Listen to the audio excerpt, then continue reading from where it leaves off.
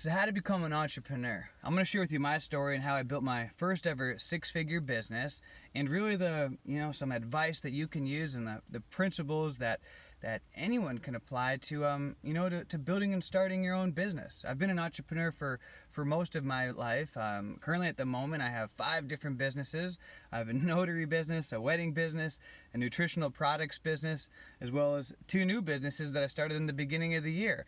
An eBay products flipping business, as well as an eBay drop shipping business. And both of them are having record-breaking months. Just today I had a record-breaking sales in my eBay drop shipping business. And really the principles and the patterns are really the same, in starting any kind of business. There's the same timeless principles.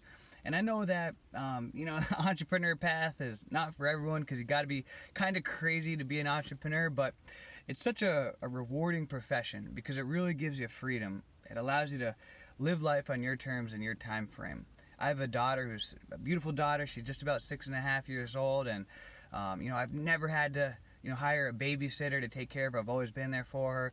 I've never missed one of her school functions. I've always been to her recitals. I get to pick her up early from school every day, about 2:30. We spend so much time together. I've taken her with me to many business appointments and meetings, and she's seen me engage in a lot of business, and I think that's awesome, that she can learn and she can, experience that. And, and then also travel as well. I mean, last year alone, I went to Canada, Alaska, spent a week in Costa Rica, went to Las Vegas, I went snowboarding in Colorado, and I didn't have to ask off time from work from a boss. And so, being an entrepreneur is such a wonderful thing because it gives you that freedom and, again, that ability to live life on your terms and your time frame. I mean, I can pick and choose, when I want to sleep in, or, I work hard, but at least I'm the one cracking the whip. So my first real, main business that I started was my notary business. I remember fresh out of high school, my mother and I, we became notaries together. She was in between jobs, and someone had coming over to my parents' house to notarize some closing documents for them. They were refinancing their house, and in conversation, she found out that person was just kind of doing this notary thing on the side to earn some extra income. And so my mom thought, this is a great idea. Maybe, I could become a notary to earn some, extra income on the side. And so my mom asked me if I wanted to become a notary with her. And so I said, sure. So we both became notaries, and we didn't really know how to make money as a notary. We thought we'd just, be notarizing, little parental slips for people or whatever. But, soon after, we invested in material and courses and books to learn how to grow our notary business. And then we discovered that title companies was a great way to, a great source to get a lot of business, because they're doing a lot of closings. They need a lot of documents notarized. So we started reaching out to title companies every single day. I remember every single day, I would reach out to at least 3 title companies. I would, either go in there in person, or I would call them and connect with them. I had a sheet so I would know how many, what companies I spoke with, if I heard back from them, if I did business with them. And I remember at one point I would mail out 3 packets every single day. I would have I would send out to title companies to try to, get them to use me as their notary. And in there I would have a little letter. Hi, my name is George Demanium. I'm a notary in the Tampa Bay area. I'd be glad to help out your company. If you need a notary for any closings or any documents notarized, let me know. And I would have in there my copies of my notary certification and W-9, things like that, and I would mail it out. And every single day for years I did that. I mailed out these notary packets. I would call companies. I would connect with companies. Literally on my sheet of all the companies that I reached out to, was over 1,000 different companies. So for years I reached out to all these companies, and every once in a while, I would hear back from a company, and they would say, hey, can you help us out with this closing? Can you notarize these documents for us over there? And how much would you charge us for your service? And so sure enough, all of a sudden I was, making a couple $100s a month, then a couple $1,000s a month, and it started to grow from there. Most of the companies that I reached out to, I never heard from again, but, I kept reaching out to so many companies that before you know it, I was getting business. And at the same time, I was in college, and I was also working a job. And so after 3 years of prospecting, reaching out to companies, trying to build my network of different, companies and title companies and lawyers and things like that would use my service, it got to the point where I was losing money by being at my job, because I could make more money outside of being at my job than I could at my job. And so it got to the point where I had to quit my job so that I could go full throttle as an entrepreneur. And all of a sudden, my income doubled and tripled, and the rest is history. And along the journey, we discovered that we could also we discovered many other ways that notaries could make money, and we discovered a huge way that notaries could make money, and that was that in the state of Florida, a notary can marry people. So we started doing weddings, and sure enough, I printed out my own wedding business cards and little business flyers, and every single notary appointment that I had, I would hand out my cards and let people know that I was also a wedding officiant, that I performed weddings. And I would go to networking groups, and every single day, every chance I could, I would let people know, that I did weddings, and pass my cards. Every single wedding I did, I made sure all the guests, everybody there had cards. And before you know it, all of a sudden I started getting referrals. I started, getting people that, were calling me out from the people that I serviced their weddings. I would get them, people that I'd given my card to. I was getting a lot of referrals for business. I was paying for advertising online. We used to pay for advertising through the Yellow Pages. But over time, it just kept building and building and building to where now today, I don't even have to pay a dime for advertising anymore. And I don't have to prospect really anymore for my notary business either, because it's kind of a business is kind of almost like growing a plant. I love to garden. A lot of you guys that follow me on Facebook, Instagram, I'm sure you've seen my many pictures of my garden and the different plants that I grow. And in the beginning, when you're first growing a plant, you really got to give it a lot of love and attention. I mean, you got to water it every day. You got to make sure it gets the right nutrients. Got to really take care of it.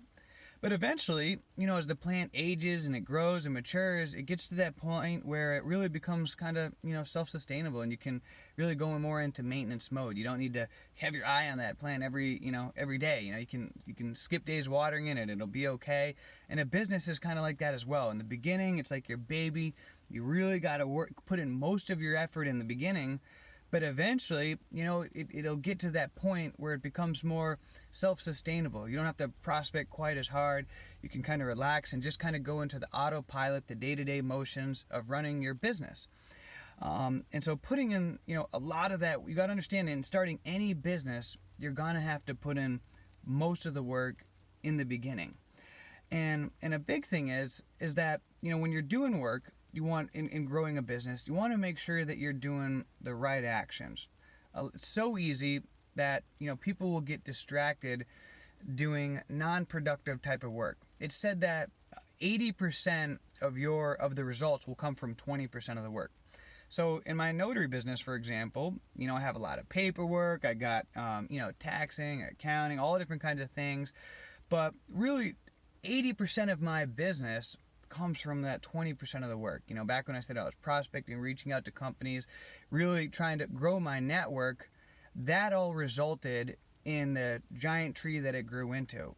And if my business I remember over the years, now it never really slows down, but I remember had my notary business for over 12 years now, and I remember there would be times where it would slow down a little bit. As soon as it would slow down, I would go right back to the basics of prospecting, looking for title companies online, contacting, reaching out to them, seeing what I had to do to get registered with them. And it's really just as simple as that, because remember, 80% of the results are always going to come from just 20% of the work. And it's so easy to get sidetracked in doing other things. You think you're being productive. Oh, I'm organizing my desk. I'm cleaning the house. But you're not actually really being productive. It's just busy work. And so again, 80% of the results are going to come from 20% of the work. And just doing the work, being consistent, even if it's part-time. A lot of people think that in order to start a business, that they have to jump into it full throttle and work 100 hours a week, quit their job, burn all their boats behind them. It doesn't have to be like that. In pretty much all the businesses I've ever started, I just started them on a part-time business, just doing a couple hours a week, doing what I could. Like I said, I started my notary, my wedding business while I was in college, and also working a job, so I was doing it part-time, maybe half an hour to an hour a day. And pretty much all the businesses that I've started has been kind of that same thing, just a little bit every single day. See, what happens, it's kind of like the theory of the stone cutter. I'm not sure if you've ever heard of the stone cutter, but it's actually a profession. I don't know if it exists anymore, but it did at some time. And it was a guy who had a sledgehammer, and his job was to crack open a giant stone. And he would sit there and he would hit it, he'd hit it, and he'd hit it, and he would hit it, you know. And if you were watching from the side, you'd think, what is this person, insane? You know, if you didn't know what they were doing, because they're sitting there cracking the stone, cracking the stone, cracking the stone, and finally, you know, 1 time, 100 times, 500 times, the stone doesn't even have a dent on it, and you think this person's out of their mind hitting the stone for no reason. All of a sudden, 500, 600, 700, maybe 1,000 times, the stone cracks open in one split. So the question is, was it that last hit that cracked open the stone, or was it all, you know, 1,000 hits? Well, really, it was the accumulation, it was the compounded effect of all 1,000, you know, just striking it over and over and over. And it's the same thing like that in business as well. You know, it's that compounded effect. A lot of people, you know, they just they're not willing to do the daily consistent work.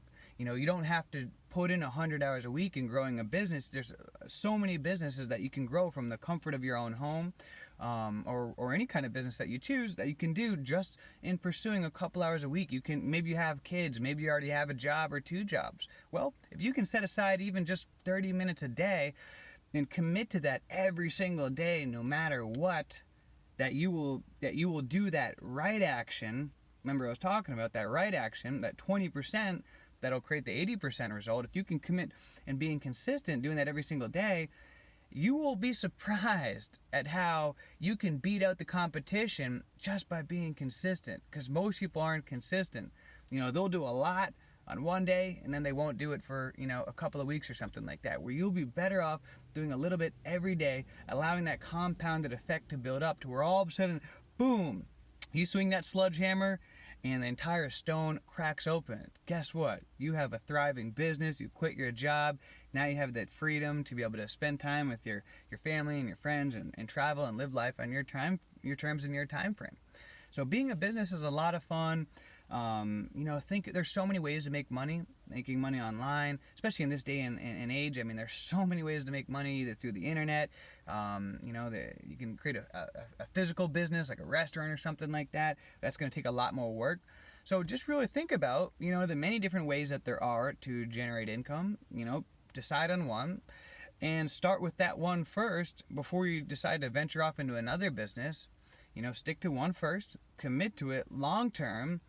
You know, stick to it. You know, see it as a marathon, not a sprint. Say, you know what, I'm gonna commit to this at least for the next, you know, 2 years. You know, even if it's just on a part-time basis. But be patient. Know that first couple of months is you almost gotta see that first, you know, 6 months to a year is like interning, where you may not make any money at all, and in fact you may lose money. You know, quite often, many times in starting a business, not only do you not make money, but you lose money in the beginning. It takes a while to get into the green, and you got to be okay with that. You got to know that that's part of the process. So, you know, commit to it to the long haul, and don't even think of it. If you happen to break a profit in that first year and you're making great money in that first year, then fantastic.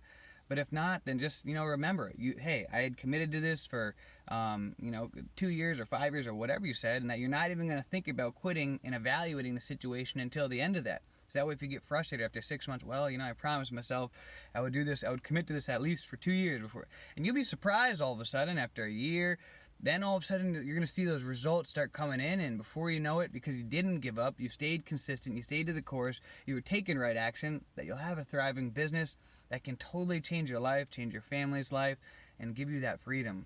So with that being said, guys, you know what? Being an entrepreneur is a lot of fun. I know it's not for everybody, but it gives you that freedom. It's so rewarding. If any of you guys are entrepreneurs, you know, comment below, share what business you're in, your experiences, some advice for other people who want to start their business. And until next time, guys, I hope you have a great day, great week, great month, great year. You know what? Let's make it a great life. Till next time. See ya.